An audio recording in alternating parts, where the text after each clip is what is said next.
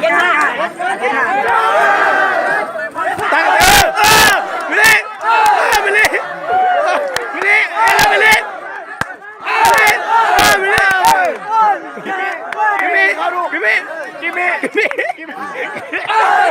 กิมมี่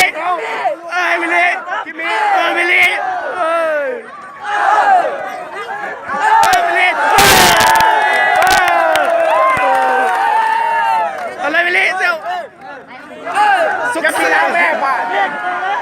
จะปีล้างใส่เสียงเป็นลักสู้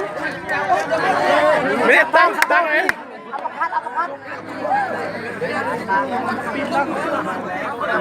คือสุดพามันยืนกามันมาตกเนาะเบอร์บีแข่งมันกูไม่ได้เฮ็ดแต่แม่เซียวเบิ่งควานเอามาเฮ็ดน้ำ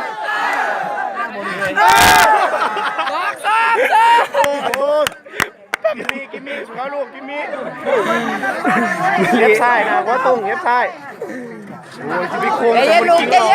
ตัดสินใจเลยย่องรถมัดนะมัดหนึ่งเซียวคอมัดหนึ่งเซียวมัดสมใจเอาแน่โอ้รถซกแน่เลยมึนเลยแม่เซียวมันเล่นตั้งหลักตั้งหลักไม่เล่น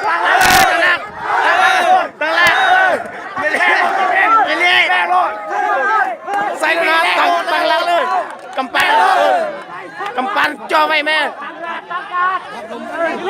มึงตัดสินใจเลยเละมัดเดียวก็มัดเดียวเก่งหิดมันหนาร้อยนะนี่นะเขาแค่น่วงนี่มันต้องใส่ก็น้องไม่สบายไม่เสียวน้องไม่กิมมี่